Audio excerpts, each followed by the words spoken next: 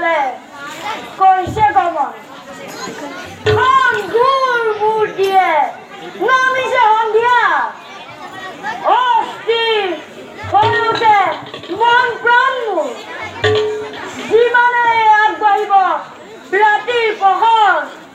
সিমানেই অত্যাচাৰ কৰে মোক স্বপ্নৰে আচৰিত অগ্নি আচৰিত অভাৱনীয় স্বপ্ন সীমাহীন অনন্ত গগন মণ্ডলৰ পৰা সুন্দৰ শান্ত সৌম্য মূৰ্তিধাৰী এজন কান্তিমান পুৰুষে মোক উদ্দেশ্য কৰি গম্ভীৰ স্বৰেৰে কয় কিমান দিনলৈ বিধ্বস্ত পৃথিৱী থাকি তুমি মায়া মোহ অহংকাৰ প্ৰতিৰোধ দলিত বসি তুমি মন রাখলৈ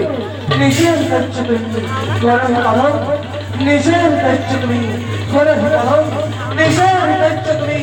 করা পালন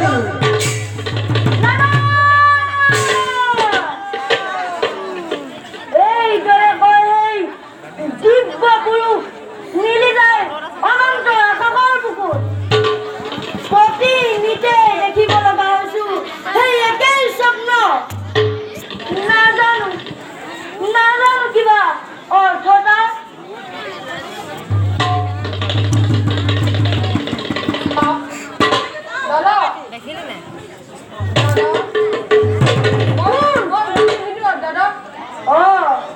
ভক্তি বিদুৰত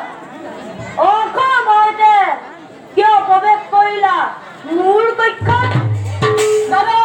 অতি গুৰুত্ব সংবাদ আনিছো গ্ৰহণ কৰি শুনিলে ৰোগদান্ত হ'ব তোমাৰ ভক্তি দাদা এনে কি দাৰুণ সংবাদ আনিছে তুমি কি সংবাদ শুনিলে দন্ত বক্ৰৰ হৃদয়ত সুখত উঠিব নকৰি বলা দাদা আমাৰ পৰম নিত্য শিশুপাল কি হ'ল শিশুপালৰ আৰু হালবৰ আৰু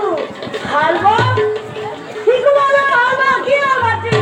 দাদা শিশুপাল আৰু হালবৰ ভাতৃ মোক আৰু অধৈৰ্য কৰি নুতুলিবা শিশুপাল আৰু হালবৰ কি হ'ল দাদা শিশুপাল আৰু হালবৰ নামে বিহাৰংকলৰ কৃষ্ণৰ সদা ঘূৰি ফুৰে তেজিলে জীৱন মিছা এই কথা মোৰ নহয় বিশ্বাস মহাপৰাক্ৰমী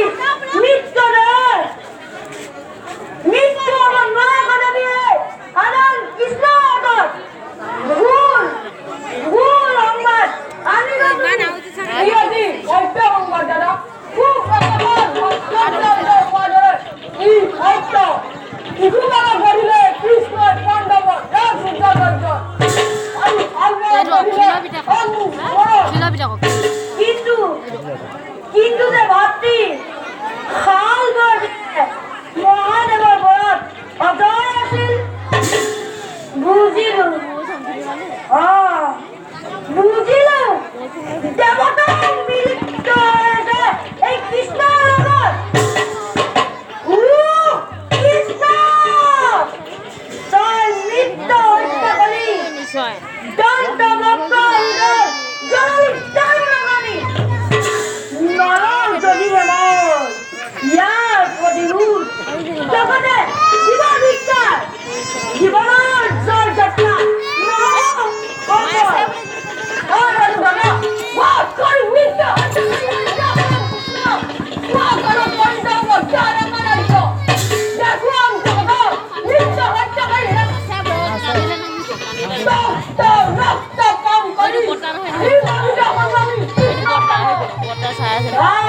দাদা